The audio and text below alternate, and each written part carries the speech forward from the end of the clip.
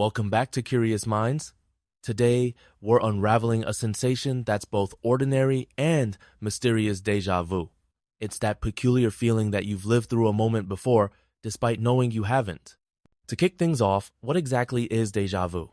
Déjà vu, from French meaning already seen, describes the mental sensation where a present moment feels uncannily familiar. It's not about psychic powers or past lives. It's a psychological phenomenon where the brain insists, you've experienced this, even if logic says otherwise.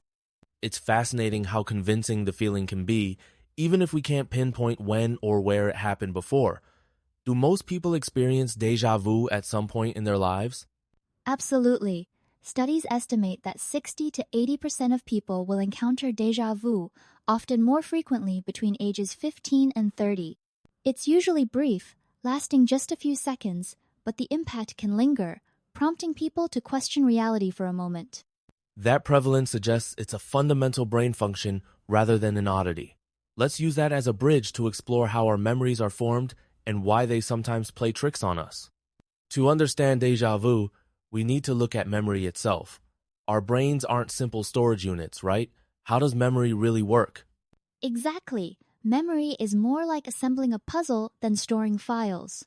The brain encodes experiences by connecting sights, sounds, emotions, and even smells into complex networks. When we try to recall something, we reconstruct it from these fragments, not retrieve a perfect copy.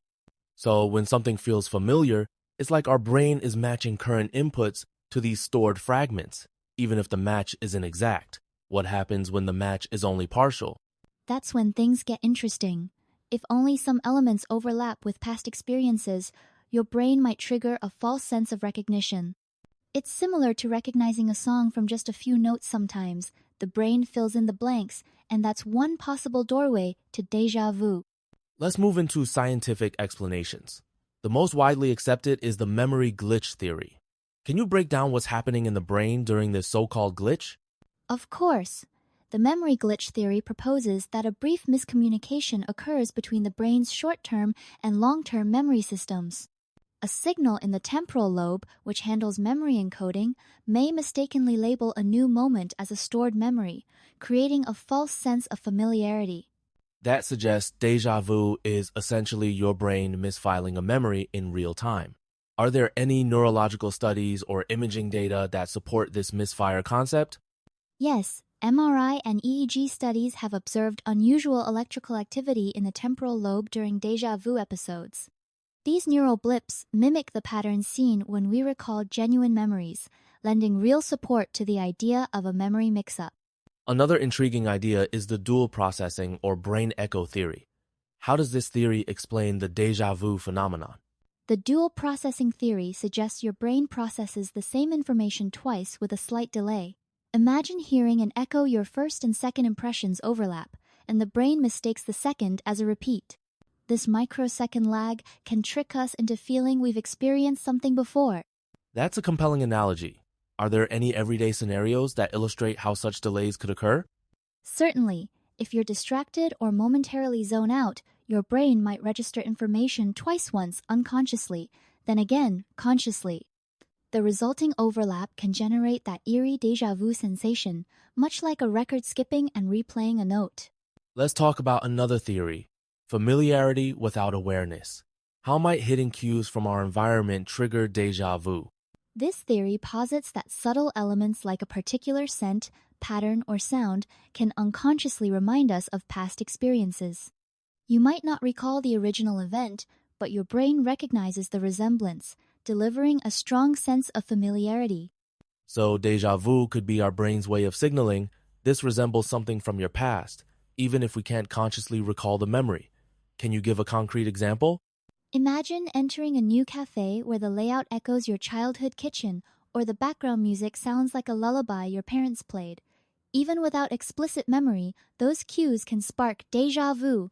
It's the mind's way of pattern matching beneath our awareness. Now, let's discuss what tends to trigger déjà vu. Are there specific situations or states of mind that make people more prone to these episodes? Research shows that fatigue and stress are common triggers. When the brain is tired or overstimulated, its signal processing can become less precise, increasing the likelihood of those neural glitches. Novel environments and breaking from routine also seem to set the stage for déjà vu. That's interesting. So changing your daily patterns or traveling could make déjà vu more likely. Are there any psychological theories about why novelty plays a role? Yes, novelty forces our brains to work harder, rapidly comparing new experiences to existing memories. In this rush, partial matches become more common, increasing the odds of a false recognition even thence, more déjà vu in unfamiliar settings. Let's examine what neurological conditions can teach us about déjà vu. How has epilepsy research illuminated the brain regions involved? Patients with temporal lobe epilepsy often report intense déjà vu just before seizures.